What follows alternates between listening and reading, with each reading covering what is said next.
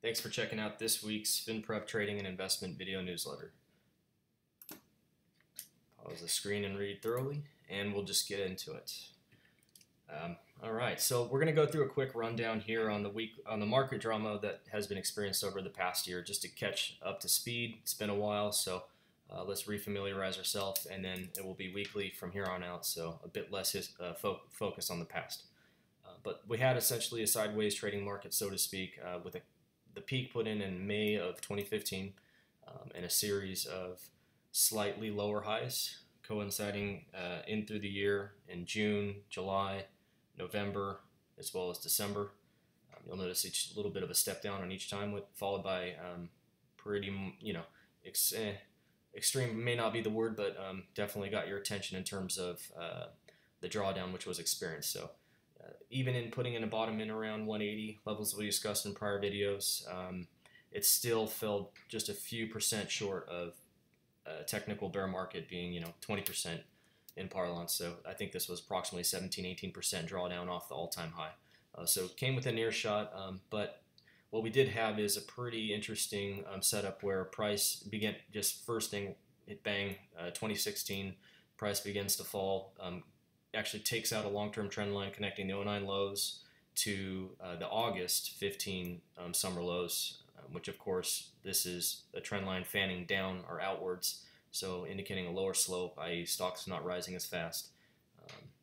And that's in comparison to the prior long-term trend lines, which extended through the 09 lows, then significantly through the 2011 lows, and then in through this piece, which actually kind of very much gave you a clue as to where the top would be. It's amazing within certainly a few points perhaps. Nevertheless, so price beginning a relatively sharp drawdown in the beginning of the year and consolidating in a bear flag, what appeared to have been a bear flag. So you have the drop and then you pull up and diagonal in a relatively sharp angle, and it actually did break down a bit, but to the day put on a low. It's pretty fascinating using this trend line that connected some of our prior summer chop, which bounded it, as you can see with price. So just bang on and coinciding with the 180 level we gave out in prior videos, and then just a massive monster rally February in through, I believe, stopping out within cents of the prior lower high in April of 2016.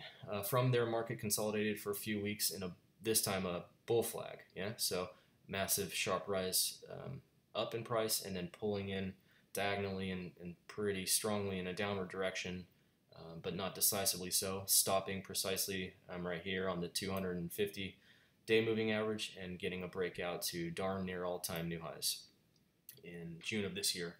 What followed there was a bit of chop and then two pretty significant days of sell-off associated with the reaction around Brexit.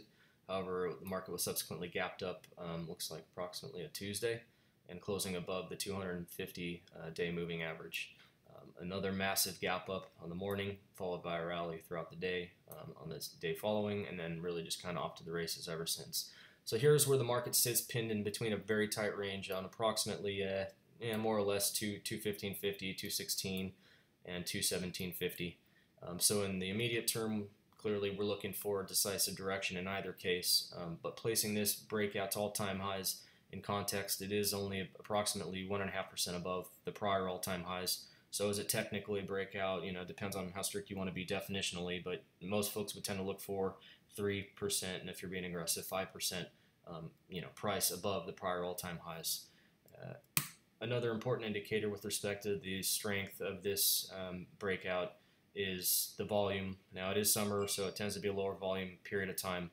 However, volume has been relatively light, so it remains to be seen whether or not we can get a pickup in volume as we begin the new month here, and move into either new all-time high territory or subsequent adjustments, pulling in a bit, perhaps a bit of a throwback rally to have folks reestablish positions. Interestingly, the monthly MACD looks positive, set to potentially cross over. However, if we view this time period of late 2014 and up to the present time, summer of 2016, stochastics are extremely overbought. So it will remain to be seen how this actually ends up playing out.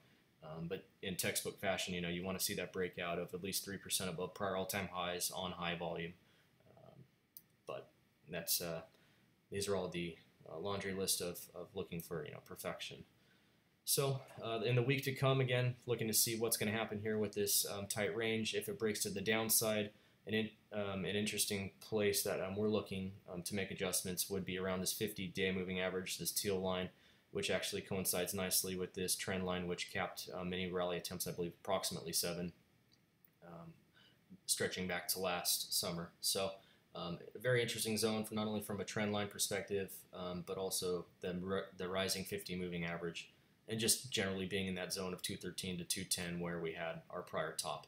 Multiple attempts at a top, and then as we came off this rally, you'll notice price didn't quite sell off as hard as it did when it reapproached, but rather you just got a bit of that bull flag, a little bit of breakout, but then a bit of this clustering, and then off to new highs. So yeah, looking forward to the action ahead. A possible negative sign, could turn up on the monthly MACD, but it is already at elevated levels. It looks as if the daily MACD is about to roll over, but given that this is a tight little bit of a trading range in the context of an overall, so to speak, trading range, the stochastics would more likely be the more appropriate tool rather than MACD, which we tend to use in trending markets. So that essentially is the FinPrep Trading and Investment Video Newsletter update of the week. That concludes this free portion. Other charts which are looking really interesting at the current time include the transports, the Dow Transportation Average, another subset of the U.S. equities, copper, as well as the other components of the commodity complex, oil, gold, etc. Given some of the interesting movement we've also had in the dollar index. Yeah, so we'll look for some follow through, and then there's an interesting view on the Chinese equities. So, but we will keep this video short and sweet, focusing on, again, the broad market U.S. index, and look for future updates where we start to explore some of the other components as well, the bonds, currencies, and commodities. All right, thanks for checking us out. Talk to you guys later.